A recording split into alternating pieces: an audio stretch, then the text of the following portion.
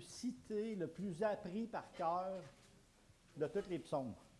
C'est un beau psaume qui nous encourage à faire confiance au Seigneur Jésus, le bon berger.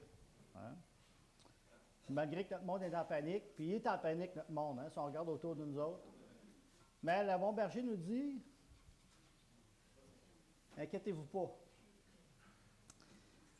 Ce passage où David nous démontre l'Éternel comme étant le bon berger. Il y a un historien qui a dit ceci concernant le psaume 23. Ce psaume a donné courage à l'armée des découragés. Il a répandu baume et consolation dans le cœur des malades, mais aussi des captifs dans les donjons, aux veuves dans leurs afflictions et aux orphelins dans leur solitude. Des soldats ont connu une mort plus douce alors que ce psaume leur était lu, et finalement des chambres d'hôpital ont été illuminées par la lecture de ce psaume. L'Éternel est mon berger. Et ce matin, c'est le psaume que j'aimerais qu'on puisse regarder ensemble. J'aimerais qu'on puisse lire le psaume 23. L'Éternel est mon berger, je ne manquerai de rien. Il me fait reposer dans de verts pâturages et me dirige près des eaux paisibles. Il restaure mon âme. Il me conduit dans les sentiers de la justice à cause de son nom. Quand je marche dans la vallée de l'ombre de la mort, je ne crains aucun mal, car tu es avec moi. Ta houlette et ton bâton me rassurent. Tu dresses devant moi une table en face de mes adversaires, et tu induis ma tête et ma coupe déborde. Oui, le bonheur et la grâce m'accompagneront tous les jours de ma vie, et j'habiterai dans la maison de l'Éternel jusqu'à la fin de mes jours. Un beau psaume, hein? Au verset 1, David commence en nous décrivant la relation intime qu'il a avec Dieu. Il dit « L'Éternel est mon berger ». Imaginez, hein? David peut dire « Le grand je suis, le Tout-Puissant, il est mon berger ». Et le mot « mon » ici est important. David ne dit pas « L'Éternel est le berger d'Israël ». L'Éternel est le berger de ma famille. Il dit « L'Éternel est mon berger ». Et le mot « mon » est important ici. Et c'est une vérité importante pour nous ce matin, parce qu'il faut comprendre que la relation avec Dieu, ce n'est pas une histoire de famille. Ce n'est pas une histoire d'église. Ce n'est pas une histoire de tes parents. C'est une histoire personnelle, intime, entre toi et Dieu. L'Éternel est mon berger. Est-ce que tu peux dire ça ce matin? Oui, l'Éternel est mon berger. David commence le psaume en disant « J'ai une confiance aveugle en mon Dieu ». Parce que David, il sait c'est quoi un berger? Il était un berger. Et il utilise l'histoire de sa propre vie pour nous décrire qui est l'Éternel. Et la bonne nouvelle ce matin, c'est que chaque enfant de Dieu sauvé par grâce peut dire « Jésus est mon berger ». Ça, c'est une bonne nouvelle, hein? Parce qu'aucun chrétien ne peut lire le psaume 23 sans penser à Jean 10. Alors, tu ne peux pas lire Jean 10 puis de ne pas avoir l'idée du psaume 23, puis ni lire le psaume 23 sans avoir l'idée de Jean 10, où Jésus dit « Je suis le bon berger ». Le bon berger que vous avez entendu parler par David, vous l'avez devant vous.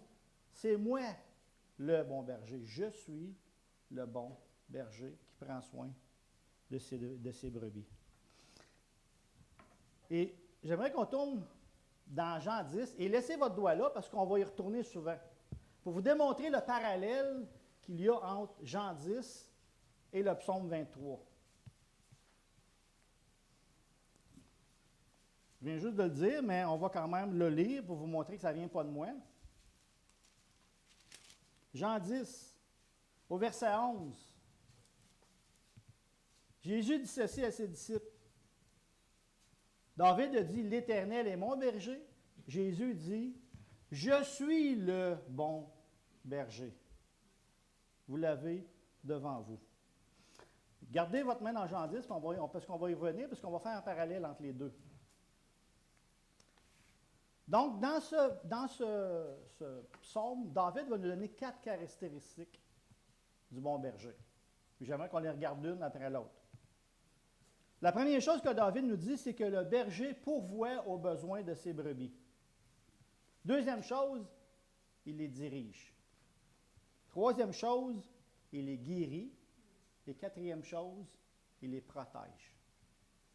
C'est ce qui ressort du psaume, c'est ce que j'aimerais qu'on puisse voir ensemble ce matin.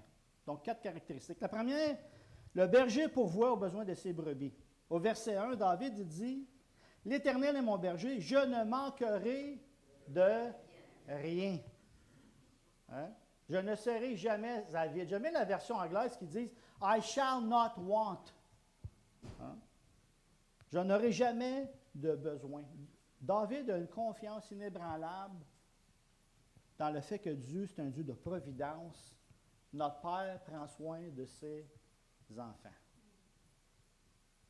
Mais attention, David ne dit pas « Le berger me donne tout ce que je désire. Hein? Ce que j'ai besoin. » Et on vit dans un monde de consommation, je ne sais pas si vous êtes d'accord avec moi, qui a oublié ou qui a perdu la réalité entre c'est quoi un désir et un besoin. Il y a beaucoup de choses qu'on croit être un besoin, quand en fait ce sont un désir. Il ne faut pas lire le psaume pensant que Dieu va tout nous donner ce qu'on veut, parce que David a dit, l'Éternel va prendre soin de moi, dans mes besoins. Une grande différence. Donc, on revient à Jean 10. Comment est-ce que Jésus prend soin des besoins de ses brebis? Allez au verset 10. Jean 10, 10. Le voleur ne vient que pour dérober, égorger et détruire. Mais moi, je suis venu afin que les brebis aient la vie et qu'elle l'ait en abondance. Et certains vont dire qu'elle ait la vie et qu'elle soit dans l'abondance. Hein? Jésus prend soin de ses brebis. Le voleur, il ne s'inquiète pas des brebis, mais Jésus, oui. C'est ce qu'il nous dit dans Jean 10, hein? Qu'elle soit dans l'abondance. Puis le Seigneur Jésus, rappelez-vous ce qu'il nous dit à propos de ça, hein? Pas en parlant du berger, mais en parlant de son Père. Votre Père sait de quoi vous avez besoin avant que vous le lui demandiez. Ensuite, il donne 2 exemples, 2 bels exemples. Hein? L'exemple des oiseaux. Hein, Dieu s'occupe des oiseaux. Votre Père les nourrit. Ensuite, il dit, considérez comment croissent les lys des champs. Ils ne travaillent ni ne filent. Cependant, je vous l'ai dit que Salomon même, dans toute sa gloire, n'a pas été vêtu comme l'un d'eux. Même Salomon, il n'a même pas été vêtu comme les fleurs. Imaginez. Ne vous inquiétez donc point et ne dites pas, que mangerons-nous? Que boirons-nous? De quoi serons-nous vêtus? Car ces choses, ce sont les païens qui les recherchent. Votre Père céleste sait de quoi vous avez besoin. Seigneur Jésus est en train de dire, si mon Père s'occupe de la création, il va s'occuper encore bien plus de ses petites brebis. Hein? Bien plus de ses brebis. Puis oui, on vit dans un temps d'incertitude. La misère, matin. Tout coûte plus cher. Beaucoup d'incertitudes avec ce qui se passe avec nos amis l'autre bord de la clôture. Hein? Mais il faut rester calme. Rassurons nos cœurs. Parce que le bon berger dit qu'il s'occupe du besoin de ses brebis. Paul dit ceci dans Philippiens. Parce qu'eux autres ici s'inquiétaient. C'est pas nouveau les chrétiens qui s'inquiètent là. Hein? Il dit ceci aux Philippiens. Mon Dieu pourvoira à tous vos besoins selon sa richesse. Eh boy, il n'est pas cassé notre Père, hein? Puis David, il dit, selon sa richesse, Dieu va s'occuper de vous autres. Donc, n'ayez pas peur. Le bon berger prend soin de ses brebis. Est-ce que Dieu t'a jamais laissé tomber? Moi, ça fait 40 ans que le Seigneur m'a sauvé cette année, puis il ne m'a jamais laissé tomber. Est-ce que la vie a toujours été facile? Non. Mais Dieu ne me l'a jamais, jamais, jamais laissé. Il a toujours, toujours pourvu. David peut dire avec confiance, mon Dieu est le bon berger parce qu'il pourvoit à mes besoins. La deuxième chose que le berger fait, c'est qu'il dirige ses brebis. Regardez le verset 2 et 3. Il me fait reposer dans de verts pâturages, il me dirige près des eaux paisibles, il restaure mon âme, il me conduit dans les sentiers de la justice à cause de son nom. 3 verbes. Fait reposer, dirige et conduit. C'est des verbes qui nous donnent l'idée que Dieu est en avant et qu'il nous conduit. Le berger passe toujours en avant dans les champs. Pourquoi? Parce que les brebis ne savent pas ce qu'ils devraient manger. Une brebis va manger n'importe quoi, va boire de l'eau sale, va être malade. Et le berger passe toujours en avant pour s'assurer qu'elle va à la bonne place pour manger de l'herbe fraîche et pour boire pas de l'eau polluée, mais de la bonne eau. Et David nous dit, l'Éternel, c'est ça qu'il fait. Il m'emmène dans des verts pâturages, il m'emmène vers de l'eau tranquille pour me donner ce que j'ai besoin, parce qu'il me dirige. Il me fait reposer dans de verts pâturages. Pas de l'herbe sèche, empoisonnée, mais de la bonne eau. Et c'est la même chose pour nous. Allez dans Jean 10, encore une fois. Comment est-ce que le Seigneur Jésus dirige ses brebis? Il ne fait pas juste en prendre soin, mais il les dirige aussi. Dans Jean 10, versets 2 et 3. Mais celui qui entre par la porte est le berger des brebis. Donc le Seigneur Jésus parle de lui-même. Le portier lui ouvre et les brebis entendent sa voix. Il les appelle par leur nom, ceux qui lui appartiennent, et il les conduit dehors. Verset 4. Lorsqu'il a fait sortir toutes ses propres brebis, il marche devant elles. Il ne marche pas en arrière, la brebis. Il marche en avant, le berger, parce qu'il conduit son peuple. Le Seigneur Jésus conduit nos pas, conduit nos vies. Mais on peut se poser la question, comment le Seigneur Jésus nous conduit? On a le droit de se poser cette question-là. Hein? Le berger nous dit, il nous conduit, mais comment? Bien, il y a plusieurs choses, mais j'aimerais me limiter à 2 ce matin. La première, le Seigneur Jésus nous conduit par son esprit. Quel privilège de savoir que Dieu nous a donné son esprit qui vit en nous. Et premièrement, qui nous a convaincus de péché, de justice, de jugement, et qui nous conduit à travers le monde, qui nous donne sa sagesse, qui éclaire notre pensée pour pouvoir comprendre la parole de Dieu. Dieu nous conduit avec son esprit. Mais il nous conduit aussi avec sa parole. Hein? Sa parole, c'est comme une boussole. C'est comme une lumière sur notre sentier. On marche dans un monde de ténèbres. Mais, par sa parole, le Seigneur Jésus nous conduit. Il marche devant nous. Il rouvre les portes. Il aplanit les sentiers. Puis David dit au verset 2, « Il me fait reposer dans de verts pâturages. Il me dirige près des eaux paisibles. » Ça veut dire 2 choses. Qu'est-ce que Dieu nous donne? La paix et le repos. Et est-ce qu'on en a besoin? Hein? Les brebis, souvent, on est agités. Bien, peut-être que je parle pour moi-même, là, mais on est souvent agités.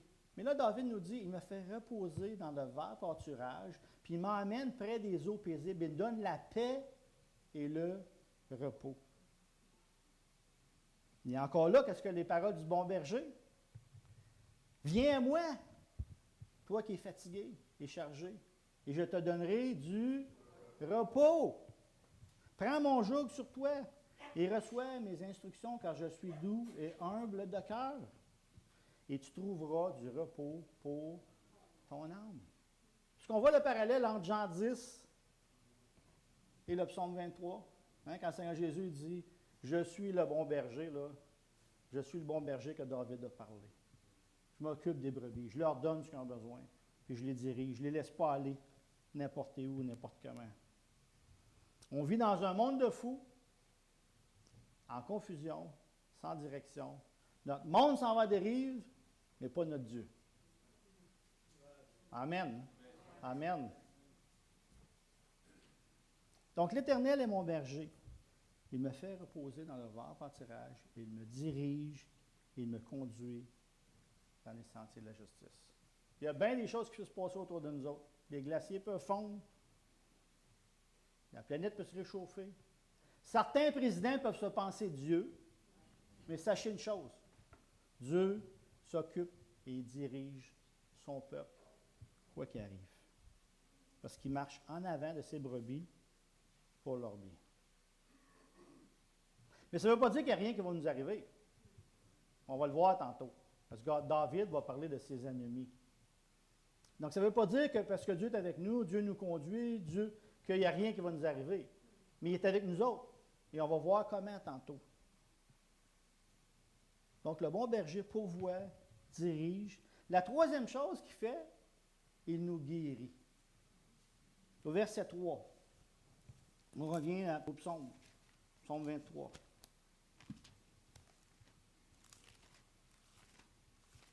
J'ai dû laisser le doigt dedans, puis je ne l'ai pas fait. Psaume 23, verset 3. Il restaure mon âme. Hein?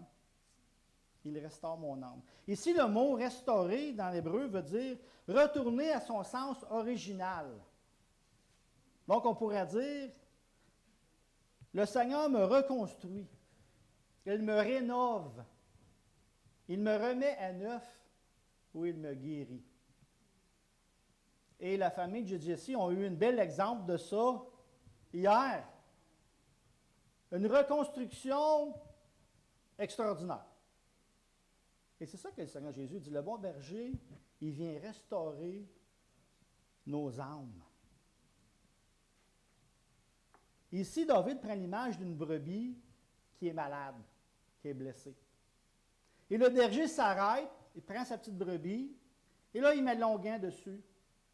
Il s'en occupe, il met un pansement. Il prend du temps avec sa brebis pour la guérir. Et là, tu vas peut-être dire, attends une minute, je ne suis pas malade, moi. Guérison de quoi? Bien, on est tous malades un matin. Je ne sais pas si vous le saviez, là, mais on est tous malades. On a tous été infectés par un virus mortel qui s'appelle le péché. Hein? Je ne vous apprends rien ce matin. Le jour de notre naissance, et même avant, on avait déjà reçu de nos parents un beau cadeau qui se transmet de génération en génération, qui s'appelle le péché. Et ce virus-là que tu l'as, est mortel.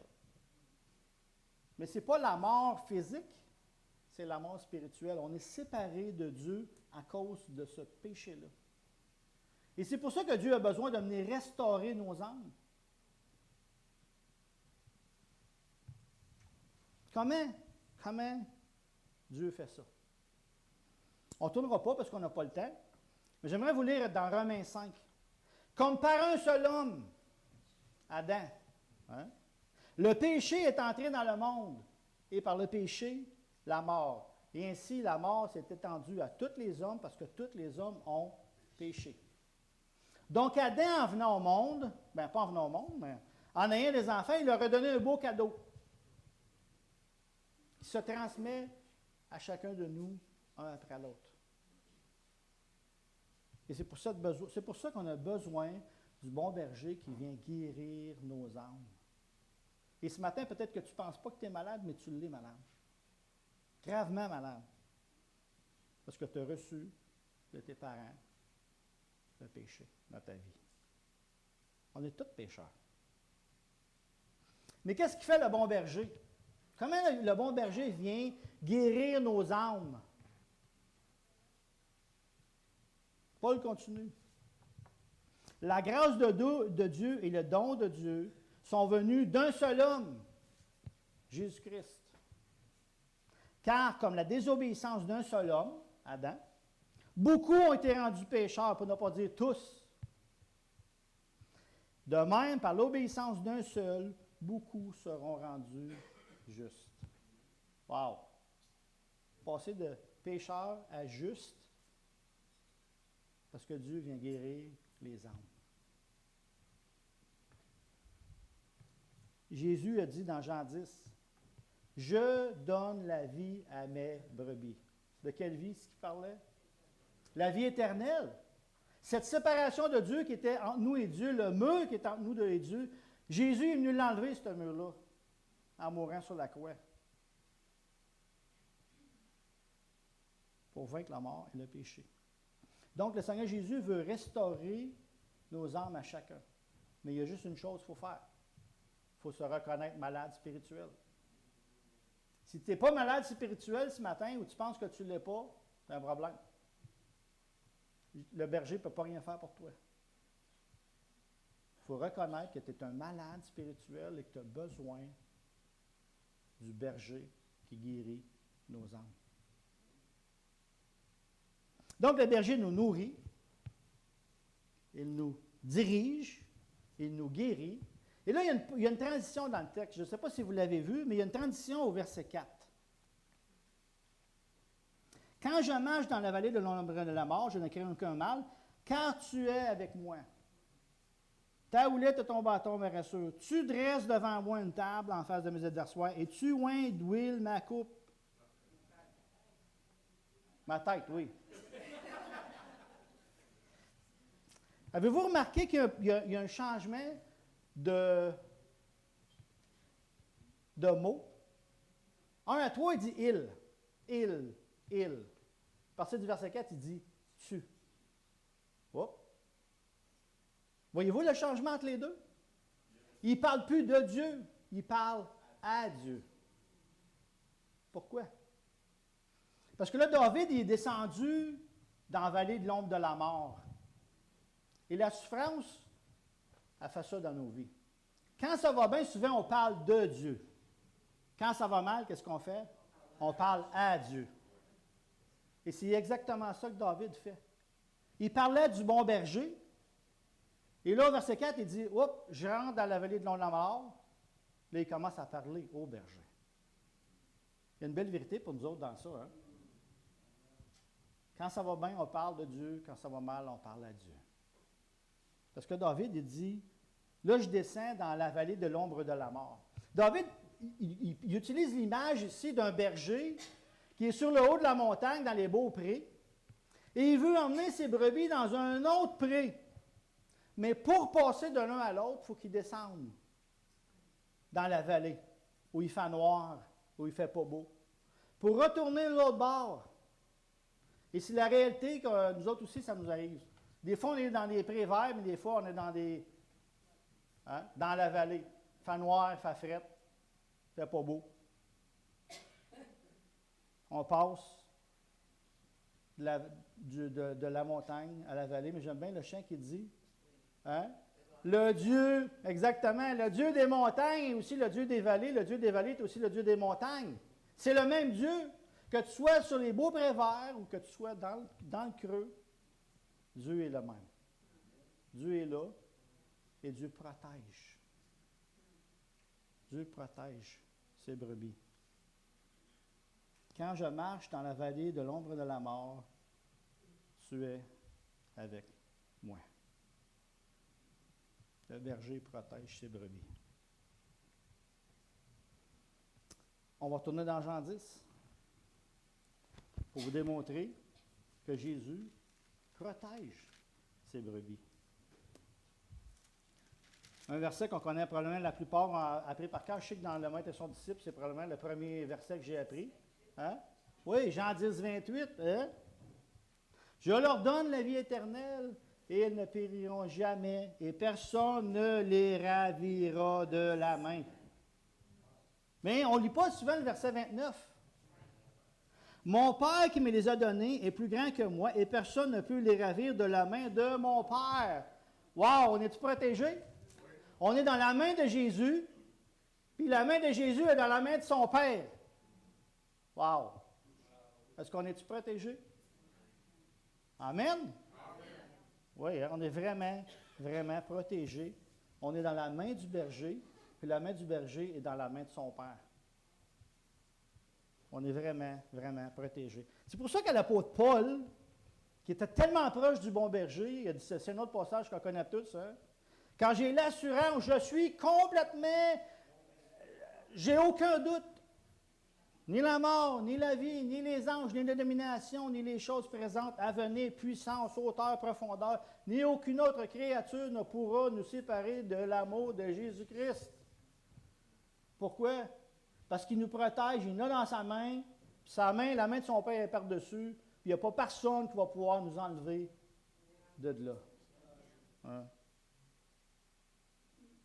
Et au milieu du verset 4, il dit, « Je ne crains aucun mal, car tu es avec moi. » Je ne crains aucun mal, je n'ai pas peur, parce que je suis capable. Non, parce que Dieu est avec moi. David est conscient de l'omniprésence de Dieu. Partout où il va, que ce soit sur la montagne ou dans la vallée, Dieu est avec lui. Tu es avec moi. Dieu ne sauve pas quand ça chauffe. La preuve, c'est pas sauvé à la croix. Ça a fait mal, ça a coûté cher. Et le bon berger ne se sauve pas. Le mercenaire, oui, mais pas le bon berger. Il protège ses brebis à n'importe quel prix. Comme David, il dit, je me suis battu avec l'ours, je me suis battu avec le lion. Jésus non plus. Il ne se sauve pas. Un beau psaume, il ne faut pas oublier le psaume 121. Hein? Il ne sommeille ni ne dort. Le bon berger, il ne dort jamais. Il est tout le temps réveillé. Fait que quand toi tu dors, lui il ne dort pas. Et combien de choses que Dieu nous a protégées qu'on n'est même pas au courant. Hein? Le Seigneur Jésus a dit, « Je suis avec vous tous les jours pour les prochains 5 ans. » Ah ouais? Tous les jours, jusqu'à la fin du monde. Je suis là tous les jours, puis je vais toujours être là. Je vais toujours être là pour vous protéger. Je ne me sauve pas. Hein? Et là, David disait à la fin du verset 4, « Ta houlette et ton bâton. » Hein? Une houlette et un bâton. Hein? Deux outils très, très, très, très importants pour le berger. La première, la houlette, c'est un bâton mince, comme vous pouvez voir, recourbé. Et ce n'est pas utilisé pour battre les brebis. Oui. Pour les ramener dans le droit chemin. Parce que des fois, ça arrive que les brebis ont tendance à sortir du chemin. Et le berger prend sa houlette et il lui tape les fesses tranquillement. Hein? Pour les ramener. Ça nous arrive-tu des fois que le Seigneur a besoin de prendre sa houlette et de nous ramener dans le droit chemin un petit peu? Moi, oui, en tout cas. Mais il prend sa houlette, il ne prend pas son bat de baseball. Hein? Il dit, prends sa houlette pour ramener ses brebis dans le droit chemin, parce qu'il les aime. Puis des fois, quand ils sont trop loin, hein, comme j'ai fait à Carole tantôt, viens ici. Hein? Il les accroche pour les ramener à lui. David, il dit, Dieu, mon berger, il y a une houlette et il y a aussi un bâton. Mais le bâton, ce n'est pas pour les brebis, c'est pour les ennemis. Hein? Pour défendre les ennemis. Et encore là, David connaissait ça. Hein? Il y en a eu quelques ennemis dans sa vie. Saül. Son propre fils a voulu l'enlever de son trône. Mais il n'y a personne qui a gagné. Pourquoi? Parce que le bon berger était là pour défendre David.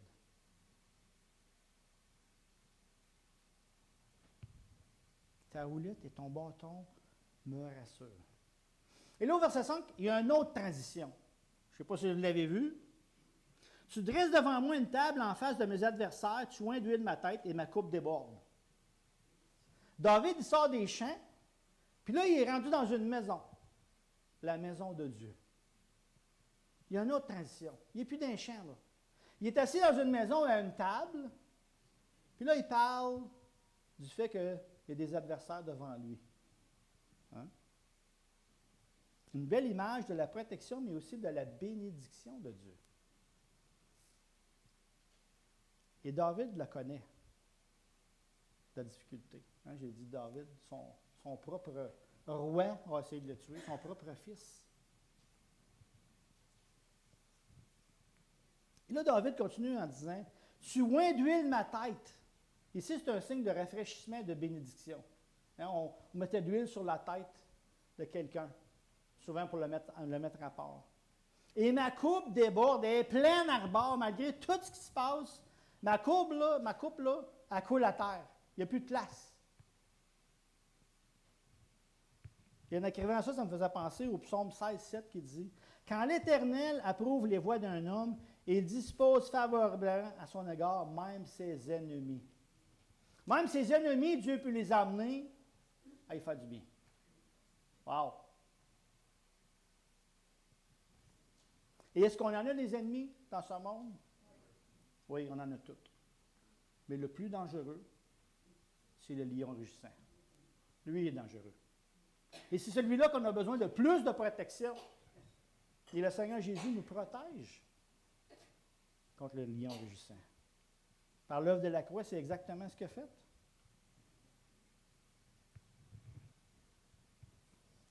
Le Seigneur nous protège. Pensez à Job. Satan n'a pas pu aller plus loin que ce que Dieu lui a permis. Pourquoi? Parce que Job, il y avait un berger qui s'appelle Seigneur Jésus et il l'a protégé. Je ne crains aucun mal, car tu es avec moi. Et le Seigneur Jésus nous a défendus. Il nous défend encore. Il a effacé l'acte dont les ordonnances nous condamnaient et qui subsistait contre nous. Il y avait une belle lettre qui nous accusait chacun devant Dieu. Et c'était tout vrai. Tout ce qui est écrit sur cette lettre-là, c'était vrai. Mais regardez ce que le Seigneur Jésus a fait. Il l'a détruit en le clouant à la croix. Il a dépouillé les dominations des autorités, il les a livrées publiquement en spectacle, en triomphant d'elles par la croix. Ici, c'est l'image d'un roi qui gagne une guerre et qui prend les captifs et qui les amène et qui les rentre dans sa ville pour les humilier, pour leur démontrer, c'est moi le roi, j'ai gagné, regardez mon trophée.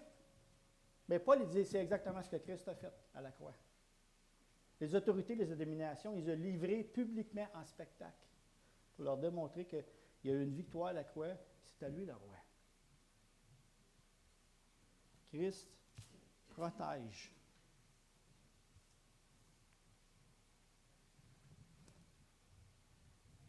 Tu dresses une table en face de mes adversaires, les hommes, absolument. Mais surtout,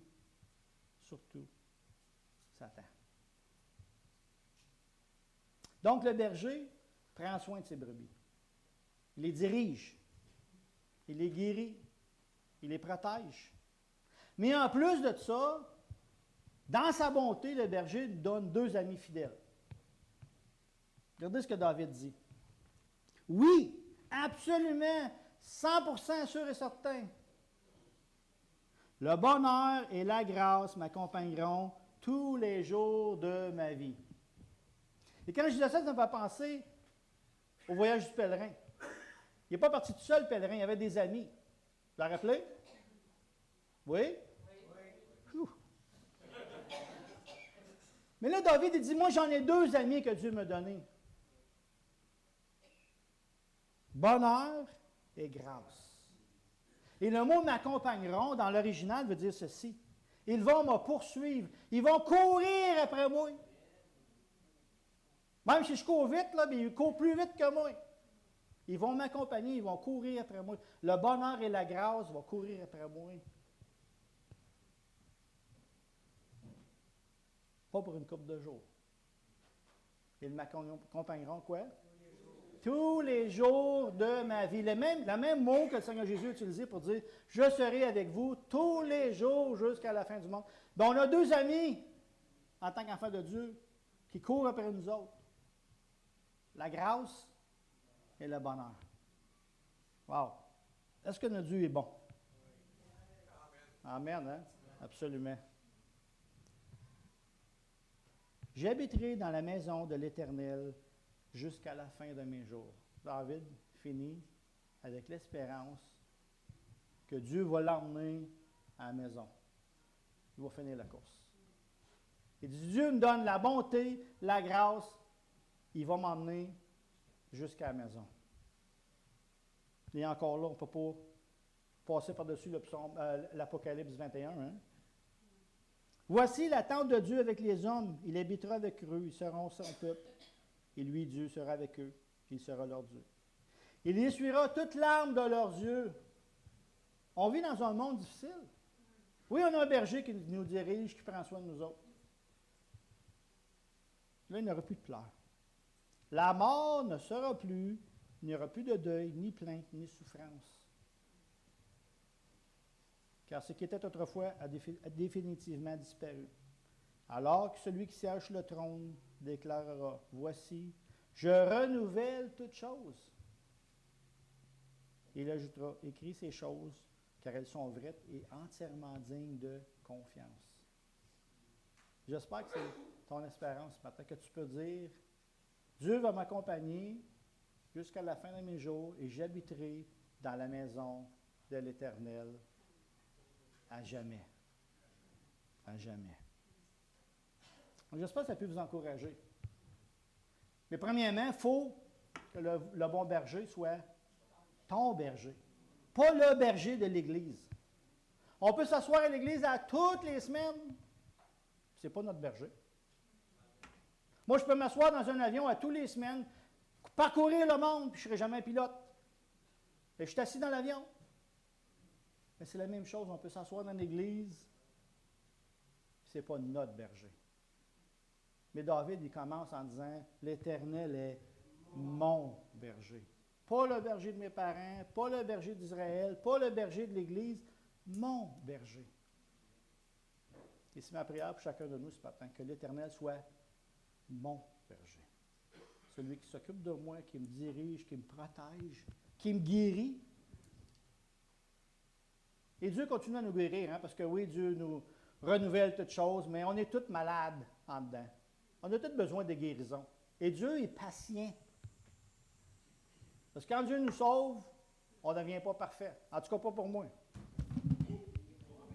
Ceux qui me connaissent un peu le savent que je suis loin d'être parfait. Demandez-le à Daniel, il va vous le dire. On est allés travailler ensemble. Mais Dieu renouvelle, il nous change, il nous transforme de plus en plus à l'image. Il est en train de guérir. Il a guéri nos âmes du péché. Il est en train là, de guérir nos âmes des traces du péché dans nos vies. Hein? Le péché, on ressemblait à Dieu, le péché a détruit cette image-là, puis là, le Seigneur Jésus, il est en train de refaire cette image-là, tranquillement, hein, comme Paul dit, de gloire en gloire, jusqu'à temps qu'on arrive un jour où on va vraiment ressembler au Seigneur Jésus. Mais c'est quand on va être rendu l'autre côté de la clôture.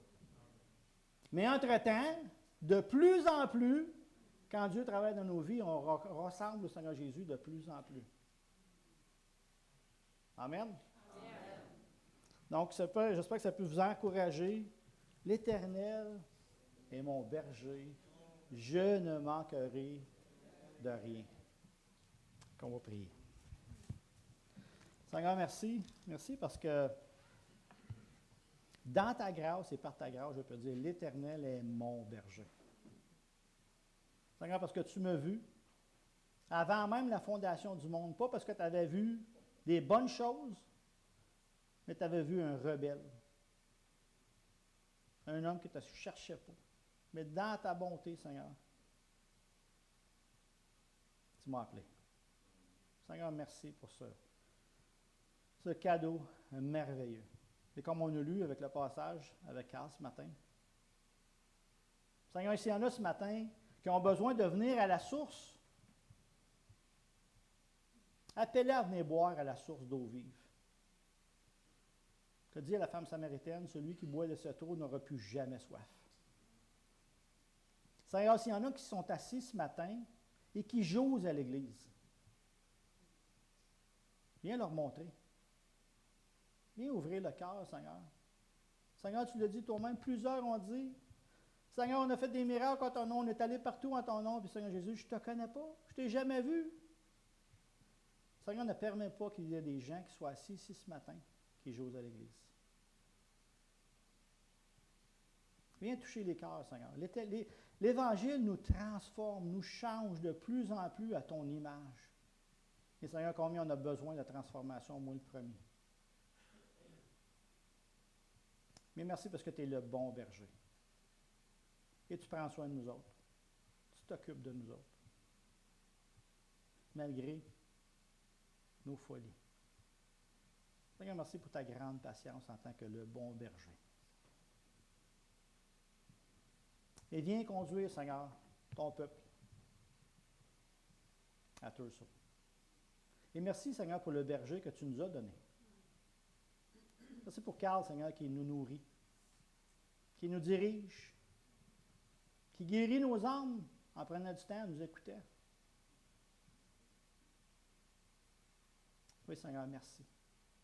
Merci pour ta grande bonté de nous avoir donné un berger. Et merci parce que tu es le souverain berger.